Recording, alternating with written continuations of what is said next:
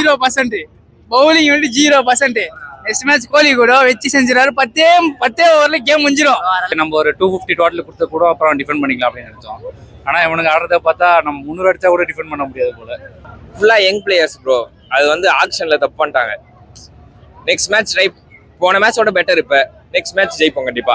Match இன்ட்ரெஸ்டிங்கா இருந்தது. ஏன்னா ரொம்ப நாளைக்கு அப்புறம் செகண்ட் இன்னிங்ஸ்ல 10-15 ஓவர்ஸ்ல ஒரு யார் வின் பண்ணுவாங்க அப்படின்னு ஒரு இது இருந்துச்சு. ஒன் சைடடா இல்ல, ரெண்டு டீமே டஃப் கொடுத்தாங்க. ரன் ரேட் நல்லா இருந்துச்சு. It make sense to bat first. ஏன்னா ருத்து பேட்டிங் ஃபர்ஸ்ட் சூஸ் பண்ணாரு. அண்ட் அதுக்கு பின்னாடி நிறைய லாஜிக் இருக்கு. நல்ல பேட்டிங் பிச்சா இருந்துச்சு. டீம்ஸ் இன்னும் ஹையா கூட ஸ்கோர் பண்ணியிருக்கலாம். பட் ஆயுஷ் மாத்திரை நல்லா பிளே பண்ணாங்க. பவுலிங் யூனிட் பேட் இல்ல, நியூ எல்லாம் நல்ல பிளேயர்ஸ் தான். இன்னும் கொஞ்சம் இது பண்ணணும். ஏன்னா அவங்க இப்போ வந்து சில நியூ பிளேயர்ஸ்க்கு ஃபர்ஸ்ட் மேட்சே ஹோம் கிரவுண்ட்ல ஒரு பேட்டிங் பிச்சா இருக்கு. யூஸ்வலா ஆக்சுவலா நிறைய பவுலிங் பிச்சா தான் இருக்கும். இன்னைக்குன்னு பேட்டிங் பிச்சா இருக்கு. அண்ட் அதுவும் ஒன் ஆஃப் த ரீசன்ஸ் தான். ஏன்னா பாத்தீங்கன்னா பஞ்சாப் சைட்லயுமே பவுலிங் வந்து ரொம்ப எக்ஸ்ட்ராடினரி இல்லை. பட் பவுலர்ஸ் வந்து லேர்ன் பண்ணி எக்ஸ்பீரியன்ஸ் பண்ணணும். நிறைய நியூ பிளேயர்ஸ் இருக்காங்க. So they have to mingle. And Overseas players வச்சா கரெக்டா இருக்கும். நீங்க டீம் ரெண்டு ஓவர்சீஸ் பிளேயர்ஸ் யூஸ் பண்றாங்க.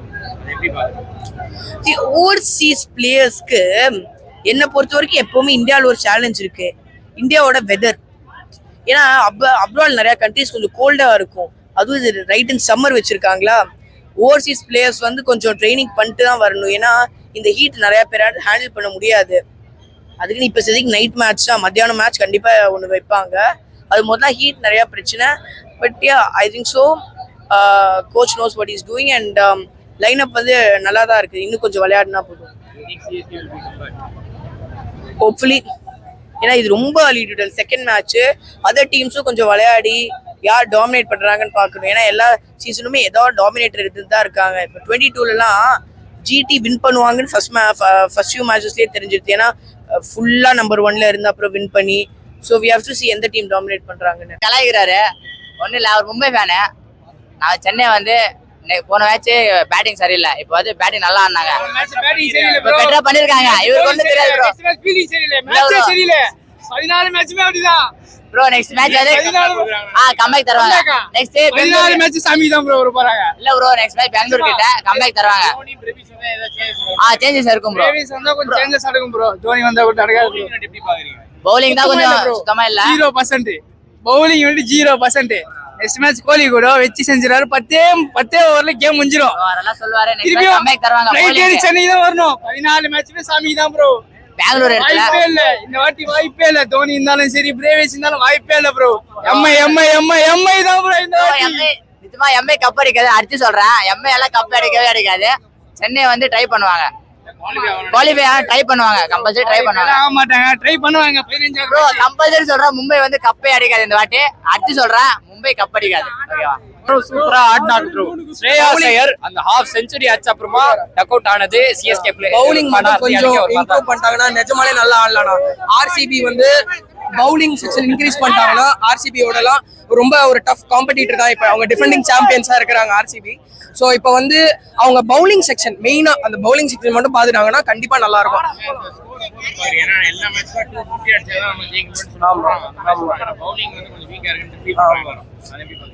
பவுலிங் வந்து இப்போ ஒன்றும் இல்லைண்ணா. நான் மத்தீஷா பத்திரானா போயிருக்கிறாரு இந்த சீசனு. போன சீசன் அவரே ஒழுங்கா போடலனாலும் ஸ்டில் அவர் நல்லா ஹெல்ப் பண்ணியிருக்காரு நம்ம ஜெயிக்கிறதுக்கு. ஸோ இப்போ வேற என்ன சொல்றதுன்னா, இப்போ என்னன்னா இப்போ பவுலிங் மட்டமா இருக்குன்னு சொல்ல முடியாது. ஏன்னா இப்போதான் 2 மேட்ச் போயிருக்கு. ஸோ பார்க்கலாம். இன்னும் கொஞ்சம் மேட்ச் நெக்ஸ்ட் ஆர்சிபி வருது. கண்டிப்பா நான் பிரேவிஸ் வந்திருந்தா ஃபீல்டிங் பார்ட்லயும் சரி, பேட்டிங் பார்ட்லயும் சரி ரொம்பவே நல்லா சேஞ்சஸ் பார்த்துருக்கலாம். ஸோ இப்போ சஞ்சு சாம்சன் வந்திருக்கிறாரு. அவர் நல்லாவே T20 நல்லா ஆடிட்டு வந்துருக்காரு. ஸோ இப்போ சிஎஸ்கேன்னு ஒரு பிரான்ச்சைஸ்குள்ள வந்தோடனே கண்டிப்பா இனிஷியல் ஸ்டேஜ்ல கொஞ்சம் இது இருக்கும். ஸோ அது போக கண்டிப்பா சரியாயிடும். சஞ்சு சாம்சன் நிறைய பேட்டர்ஸ் யங்ஸ்டர்ஸ் அப்படி புரியல. நான் என்ன கேக்குறீங்கன்னா டீம்ல வந்து அவ்வளோ இம்பாக்டா இல்ல அது இப்பயே நம்ம சொல்ல முடியாது. இப்போ ஒரு 2 மேட்ச் போயிருக்குண்ணா. ஸோ அது வரைக்கும் பார்க்கலாம். ஸோ கண்டிப்பா ஹோப் இருக்கு. பட் ஏன்னா நார்மலா ஒரு கிரிக்கெட் ஃபேனா பார்க்கும்போது இன்டென்ட் கம்மியா இருக்கு சிஎஸ்கே கிட்ட, அவ்வளவுதான். இன்னும் கொஞ்சம் இன்டென்ட்டோட ஆடினாங்கன்னா இப்போ ஏன்னா இன்னைக்கு பஞ்சாப் பாக்குறேன், பவர் பிளேலயே அவ்வளோ நல்லா ஆடி இருந்தாங்க. அந்த ஒரு பவர் பிளேலயே முடிக்கணும் நம்ம மேட்சை, சீல் பண்ணிட்டாங்க. பவர் பிளேலயே முடிஞ்சிச்சு அவங்களுக்கு மேட்ச். ஏன்னா ஒரு 63 அந்த மாதிரிலாம் போனோடனே பவர் பிளேலயே நல்ல ஒரு ரன் அது. ஸோ எல்லா டீம்ல வந்து பாத்தீங்கன்னா 6 bowlers 7 bowlers யூஸ் பண்றாங்க. நம்ம டீம்ல வந்து 5 bowlers தான் யூஸ் பண்றாங்க. ஆமா, அது என்னன்னா லைக் அதுதான் நான் பவுலிங் செக்ஷன் தான் நான் ஃபர்ஸ்ட் டைம் சொன்னதுல இருந்து பவுலிங் செக்ஷன் கொஞ்சம் வீக்கா இருக்கு.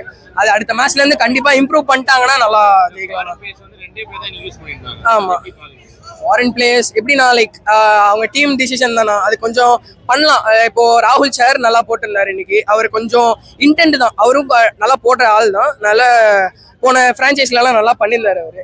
என்னப்பா நீங்க அவள் தான் ஒரு டீம் வந்து உருவாகுது இப்பதான். தோனி இல்லாம டீம்னா இப்போ அது ஒரு நல்ல இதுதானா. இப்போ நிறைய பேர் வந்து தோனின்னு இருக்காம லைக் வேற ஒரு கேப்டன்சி, வேற ஒரு ஸ்குவாடு, வேற ஒரு இது வரும்போது how they handle that team அப்படின்றது ஒண்ணு இருக்குல்ல. இப்போ ருத்ராஜ் கைக்வாட் இருக்கும் போதே, தோனி ருத்ராஜ் 2 பேர் இருக்கும் போதே மெயினா அங்க தோனி தான் லைக் ஐடியாஸ் அந்த மாதிரி நிறைய கொடுப்பாரு. ஸோ இப்போ அவர் இல்லாம அந்த டீம் எப்படி சர்வைவ் ஆகுதுன்னு பார்க்கும்போது அது இன்னும் கொஞ்சம் இம்ப்ரூவ் ஆயிடுவாங்க கண்டிப்பா. வர மேட்ச் கண்டிப்பா இருக்கும். நான் பார்ப்போம். எப்படி இருந்ததுன்னா நம்ம ஒரு 250 அடிச்சிருக்கணும் இந்த பிச்சில். 250 அடிக்காம 210 தான் அடிச்சோம். அது ஒரு பெரிய டிராபேக்கு. அதனால போலிங் பொறுத்த வரைக்கும் எப்படின்னா நம்ம போலிங் வந்து மேட் என்ட்ரி மாதிரி ஒரு போலர் வச்சு ஸ்டார்ட் பண்ணோம். ஏன்னா அவர் பியூஷ் பவர் பிளேல வந்து அவர் ஹிட் பண்ண தான் ட்ரை பண்றாரு. ஸோ ஒரு நல்ல பேஸ் போலிங் போட்டோம்னா ஃபர்ஸ்ட் ஓவர்ல அவர் ஹிட் பண்ணாலும் பரவாயில்ல, செகண்ட் ஓவர்ல இருந்து அவர் கண்ட்ரோல்ல இருப்பாரு. அது பெரிய தப்பு. அப்புறமா ஃபீல்டிங்ல 2 டீமும் மோசமா தான் ஃபீல்டிங் பண்ணாங்க. அதில் நம்ம ஆளுங்க கொஞ்சம் எக்ஸ்ட்ரா மோசமா ஃபீல்டிங் பண்ணாங்க. அதுதான் பெரிய தப்பு. போன மேட்ச் பெட்டரா பண்ணிருக்காங்க. கம்பா கொடுப்பாங்க.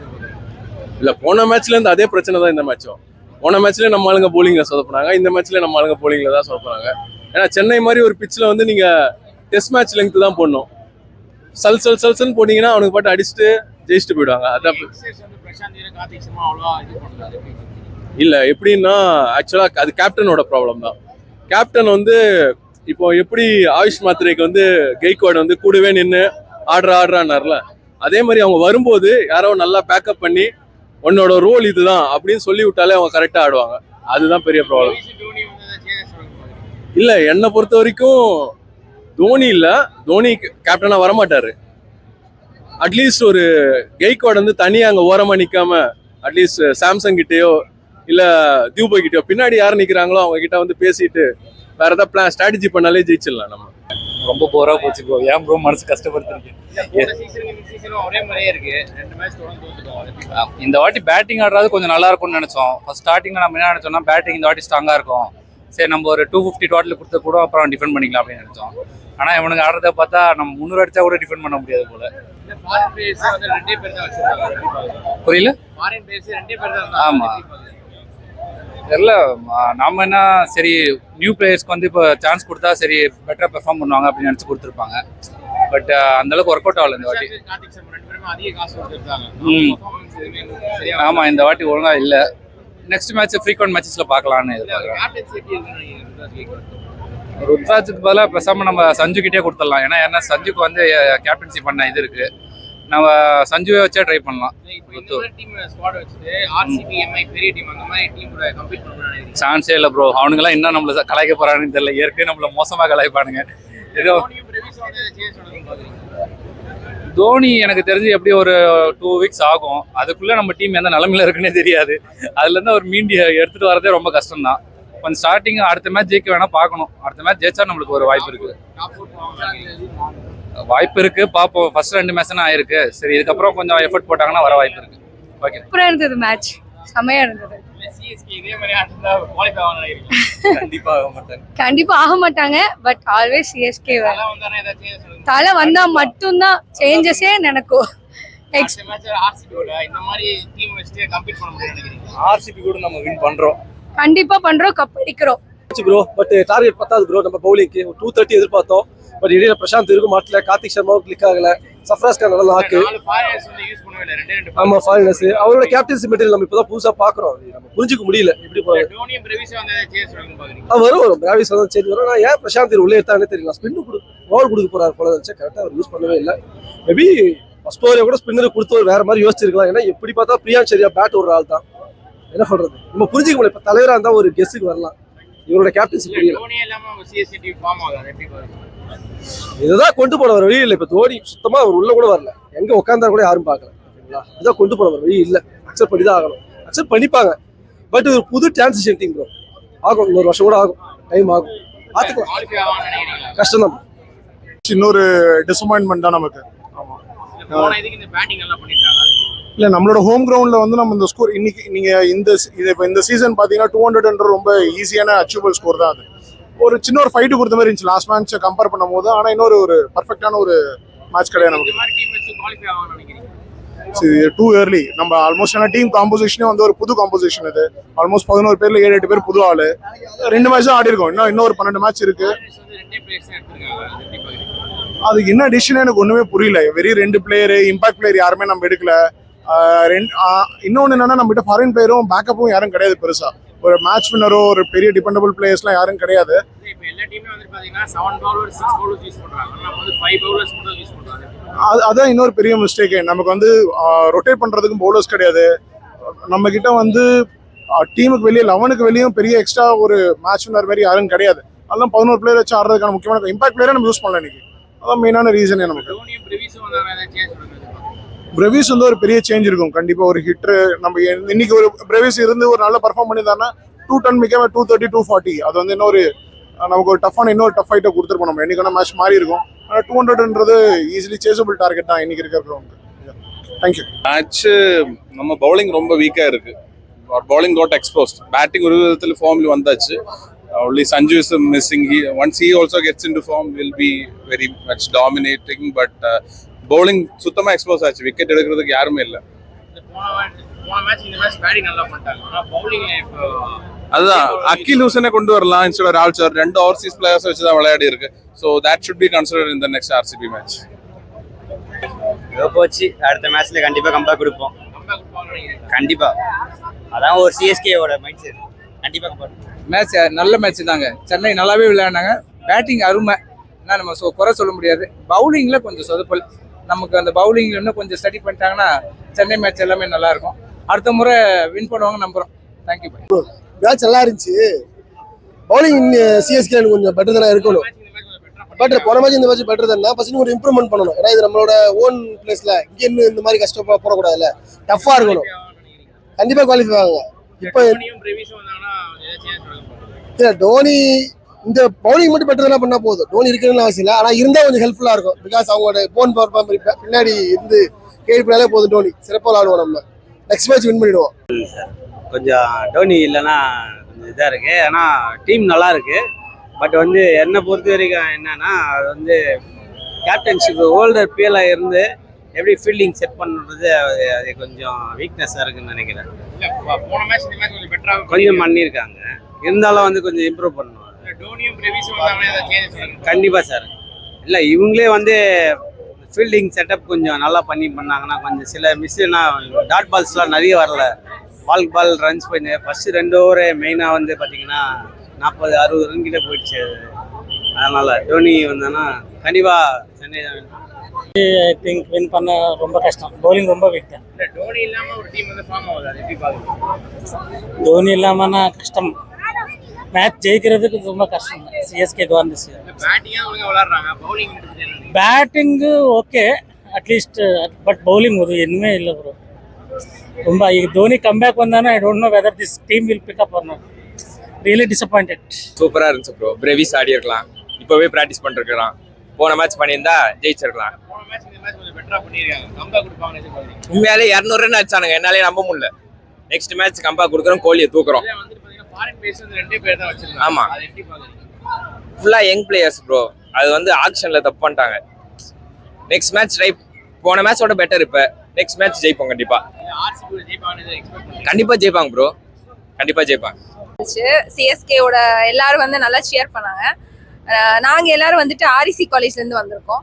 ஸோ நாங்க வந்ததால தோத்துதெல்லாம் சொல்லக்கூடாது, சரியா? நாங்க வந்ததால ரொம்ப கஷ்டப்பட்டு அதை நீங்க பசங்க கிட்ட தான் கேட்கணும். சொல்லுங்க. கண்டிப்பா நம்பிக்கை இருக்கு. ஆர்சிபி ஜெயிப்பாங்க நினைக்கிறீங்களா? நம்பிக்கை ட்ரை பண்ணா கண்டிப்பா ஜெயிக்கலாம். Disappoint bro. போன மேட்ச் இந்த மேட்ச் கொஞ்சம் பெட்டரா பண்ணிருக்காங்க. பெட்டரா பண்ணுங்க, பட் bowling சேஞ்ச் பண்ணலாம். Akeal Hosein best option. Foreign players வந்து பாத்தீங்கன்னா ரெண்டே பிளேயர்ஸ் அது எப்படி பாக்குறீங்க?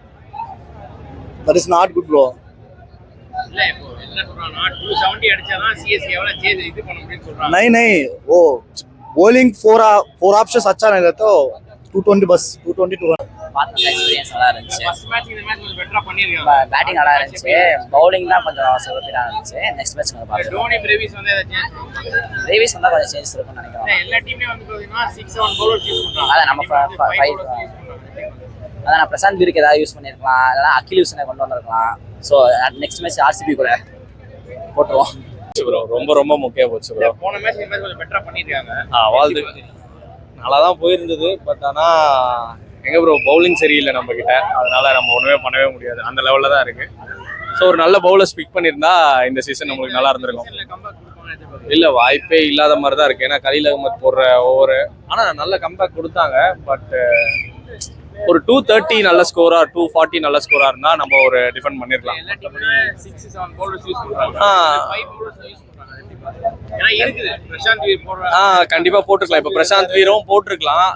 தூபேவே மச்சான் ட்ரை பண்ணிடலாம். தூபாவையும் ஒன்றும் வாய்ப்பு இல்லாத மாதிரி தான் இருந்தது. இந்த மாதிரி ஒரு வீக்கான ஸ்பீடு டீம் வச்சு ஆர்சிபி எம்ஐ அந்த மாதிரி பெரிய டீம் கூட இல்ல நல்ல டீமா தான் இருக்கு. ஆர்சிபிலாம் என்னன்னா இது நல்ல டீம். இதுக்கு முன்னாடி ஆடினதும் நல்ல டீம். ஓகே, எஸ்ஆர்ஹெச்சும் நல்ல டீம். ஆர்சிபி நம்ம கண்டிப்பா ப்ளே பண்ணலாம். அண்ட் சென்னை பிச் மாதிரியே இல்லை. ஒரு 180 எடுத்திருந்தா நல்ல ஸ்கோரா இருக்கும். 210 டாஸ் ஃபேக்டரோட நம்ம சென்னை பிச்சு புதுசா இருக்கு. அஸ்வின் சொன்ன மாதிரி இது ரொம்ப ரொம்ப புதுசா இருக்கு. இந்த பிச் 100க்கு எடுக்கல, ராகுல் சகருக்கு எடுக்கல. 100 நம்மளோட ஸ்பெஷல் பவுலரு 100 ஒரு விக்கெட் கூட எடுக்கல. ஸ்பின்னோட ஃபேவரட்டே சென்னை தான். பட் எதுக்குமே வேலைக்கு இல்லாம போயிடுச்சு. என்ன ஆச்சுன்னு தெரியல பிச்சுக்கு. மேபி 50-50. என்ன சர்ஃப்ராஸ் எதனா ஒரு ஸ்டார் பர்ஃபார்ம் வந்தா. இன்னைக்கு பாத்தீங்களா சர்ஃப்ராஸ் செம்ம ஆக்டிவா நல்லாவே இருந்தது. மேபி பிரசாந்த் வீர் புது பையன், இன்னைக்கு தான் ஃபர்ஸ்ட் மேட்ச் ஆடுறான். ஸோ இல்லை ஃபர்ஸ்ட் மேட்ச் ரொம்ப பதட்டமா இருந்த மாதிரி இருந்தது. அவனுக்கு பாலே படலை வேற. பட் ஃபீல்டிங்ல ரொம்ப அந்த கேட்ச் ட்ரை பண்ணியிருந்தா அவன் இன்னும் கொஞ்சம் இல்ல ப்ரோ, பிளேயிங் 11 இப்போ எங்க இது பண்றதுனே சொல்ல முடியாது. ஏன்னா வந்து எல்லாமே இப்போ கரெக்டா இருக்கு. பிரசாந்த் வீருக்கு போலிங் கொடுக்கலன்னா வந்து ஸ்டார்டிங்கே நம்மளுக்கு ரன் 60 ரன் போயிட்டு 60-70 ரன் இல்ல 60-70 ரன் போயிடுச்சு ஸ்டார்டிங்ல. பட் அந்த டைம்ல எடுத்துட்டு வந்து அவர் புது பிளேயர் எடுத்துட்டு வந்து நம்ம கொடுத்துருந்தா இன்னும் தான் ஒரு ப்ரெஷர் ஆயிருப்பாரு அவரு.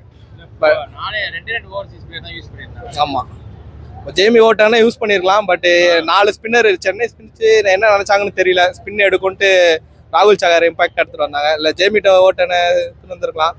பட் மேட்ச் போயிடுச்சு. ப்ரோ நெக்ஸ்ட் சீசன் பாப்போம் அப்படின்ற ஒரு ஆர்சிபி கூட ஆர்சிபி இங்க மேட்ச் இல்லடா. அங்கதான் பெங்களூர்ல ஜெயிக்கிறோமான்னு பாப்போம்.